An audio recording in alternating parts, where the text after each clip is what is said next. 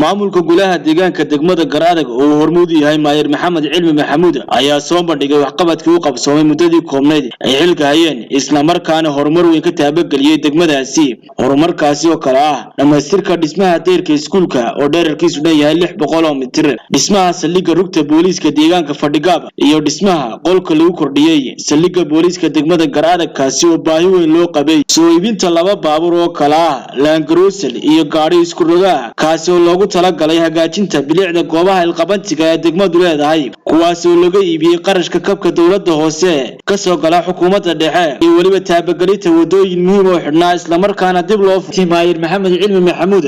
majaraha uu qabtay xarunta dawladda hoose ee degmada Garadag ayaa waxa ka taabagalay degmada Garadag horumar la taaban karo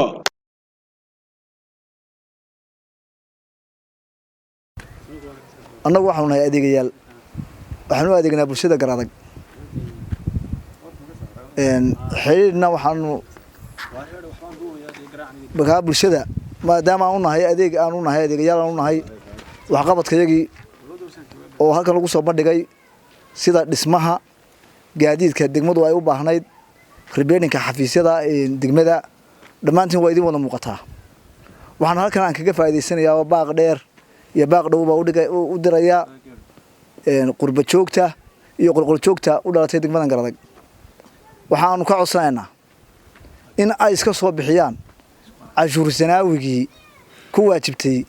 sanadkan 2022 aynu fulayno ee muddada yar ee kooban ee naga xigto waxaanu leenahay muwaadiniin nagula xisaabtama waxqabadkayga waa aragtaan degmadu waxay u baahan tahay dakhliga u baahan tahay waa degmada dakhligeedu ku filan yahay haddii aynu iska wada mid noqono oo aynu iska bixino waxyaabaha inagu waajib saaka waxaanu soo bandhignay muddadii golaha cusub uu joogay iyo wixii aanu qabanay iyo waxaanu maaganahay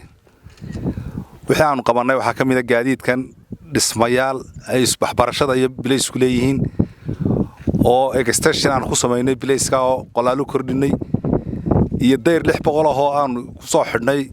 dugsiyadii faraha badnaa hoose dhexe oo markii hore dayacnaa oo isagana aan soo daboolay kulli muraadana waa la idinka tusi doonaa marka hadda meesha ka dhaqanaa aan u tagi doonaa insha Allah bilmillaahir kariim intaas waa waxqabadkaygii sida ay sheegeen goluhu waxaanu aanu saa u maxogayo hadlay waxaanu baahi u qabnaa in degmadu nala shaqeyso mid maqan iyo mid joogaba sababtoo ah haddii aan magaalada wax soo gelin dee kan ka shaqeynayana wuxuu ka shaqeynaya ma garto magaalada waxaan cashuurteedii waa yar jilicsan tahay waxaan ka codsanaynaa dadka sanaawiga lagu leeyahay guryaha faraha badan ee ku yaala inay iska soo bixiyaan sanaawiga marka dadku cashuurta iska bixiyo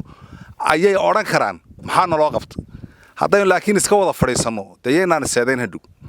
oo anana bixin mayno anana waxaan ka shaqeynaa ma helayno sidaa uu sheegay xogayo adeegayaal weeyaan dadkan golahan waa adeegayaal wixii loo dhibaan bay wax ku qabanayaan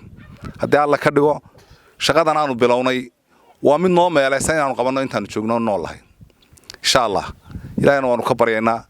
inaynu ilaahay noo fududeeyo wixii ilaahay fududeeyo aan baadee fududaada waxa inoo balama wax qabad annaguna waanu dadaalanaa in badan baa dawladda hoose la maagay oo la yiri dalka bay ka dhacday in la yiraahdo waxa ma qabtaan laakiin dalka hore waxaan ognaa macal magaalo madaxda inaan dadweynuhu la shaqeynin dadweynuhu hala shaqeeyaan dadka